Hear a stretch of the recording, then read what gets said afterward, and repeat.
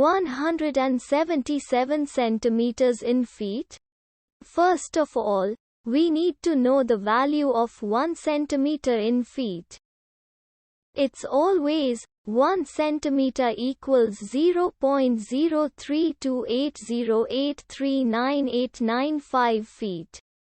Now we have to multiply 0.03280839895 by 177.